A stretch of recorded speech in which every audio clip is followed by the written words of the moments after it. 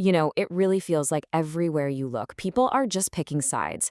That gap between us and them seems to get wider every single day. But what if there's a different way to lead? A better way to get through all this division? Today, we're going to dive into John C. Maxwell's framework from his book, High Road Leadership. We're going to explore a path that's all about bringing people together in a world that frankly seems determined to pull them apart. So let's see how this idea could change the way we lead. Maxwell starts with this incredibly powerful quote from Maya Angelou, and wow, does it hit the nail on the head. It just perfectly captures the problem we're all facing. I mean, disagreement is one thing, right? But a culture built on hate and disrespect, that just creates this giant mess where even if someone wins, most people end up losing. This really sets the stage for why a new way of leading is so absolutely critical right now. So how in the world did we get here? Well, according to Maxwell, a lot of the division we're seeing isn't some accident. He says it's a direct result of leadership. His whole argument is that everything, and he means everything, rises and falls on leadership. And what we're seeing today is a real crisis of bad leadership. Now, this is where it gets really interesting. Maxwell breaks it all down into two things: skills and values. It's kind of obvious that poor skills aren't going to get you very far, right? But the real danger, he points out, is when you have good skills, but really poor values. That, my friends, is the recipe for manipulation. It's when you're just moving people around for your own personal gain, and that always, always creates a win-lose situation. Okay, so to make this super clear, Maxwell gives us this powerful metaphor. He says there are 3 different roads that every leader travels on. As we go through them, just think about your own life, your own interactions.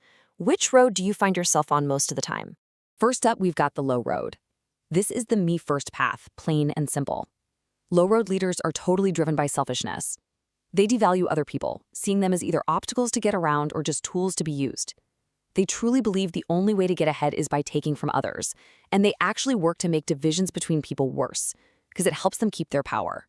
And next up is the middle road. And this, Maxwell says, is where most of us live. It's all about fairness, a tit-for-tat kind of exchange. I'll scratch your back if you scratch mine. But what's the problem with that? Well, it's totally transactional. People on the middle road are always keeping score, and they're usually waiting for the other person to make the first move. And the results? Well, progress just grinds to a halt. Nothing ever really gets done. And that, finally, brings us to the high road. This is a complete 180. It's a total mindset shift. It's an others-first approach. High road leaders, they give first, and they don't expect anything back.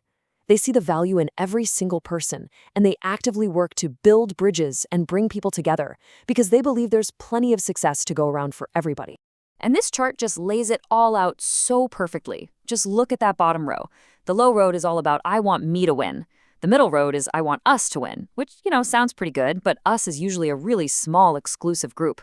But the high road, it's I want you to win. It's about lifting other people up, and that just fundamentally changes the entire game of leadership. Okay. So the high road sounds really noble and all, but is it actually practical? I mean, why would you choose the harder path? Well, Maxwell argues that the benefits aren't just about feeling good. They are deeply practical and incredibly rewarding. In fact, he lays out 5 key benefits that come from adopting this others-first mindset. So let's quickly run through these. First, it brings people together instead of pushing them apart. That's huge. Second, it brings out the absolute best in people because you're leading from a place where you genuinely believe in them. Third, it creates winners without having to create losers. It's not a zero-sum game. Everybody can win. Now, the fourth one is super practical. This road has way less traffic. So few people choose it that you just naturally stand out. And finally, and this is the big one, it's the path to significance, not just success. It's about making a real, lasting, positive impact.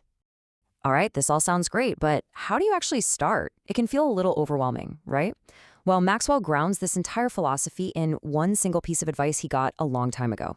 This is the advice John Maxwell's own father gave him on the day he graduated from college. And this simple but incredibly profound statement became the bedrock for his entire leadership philosophy. See, it's not about complicated strategies. It's about a fundamental shift in how you see and how you treat other people. And he breaks that amazing advice down into 3 actionable steps. First, embrace the value of all people, their built-in worth as human beings, no matter who they are. Second, believe in their potential. Don't just see them as they are right now, but see and believe in who they could become. And third, extend unconditional love, or you could call it acceptance, to everyone, no strings attached. This right here is the starting line for the high road journey. So at the end of the day, what Maxwell really emphasizes is that the road you decide to take, it's a choice. It has nothing to do with your position or your title. It's all about your mindset and your motives every single day. This is a lesson Maxwell learned from watching his own dad deal with some really unfair opposition. His father chose to forgive instead of fight, and that led Maxwell to this powerful truth. High road leadership isn't about winning every single battle. It's about integrity. It's about consistently doing the right things for the right reasons, especially when it's hard. So, as we wrap this up, the framework really leaves us with a direct challenge. This isn't about some big 5-year plan. It's about the very next conversation you have, the next email you send. Taking the high road starts with just one choice. The only question left is, what's that first small step you're going to choose to take today?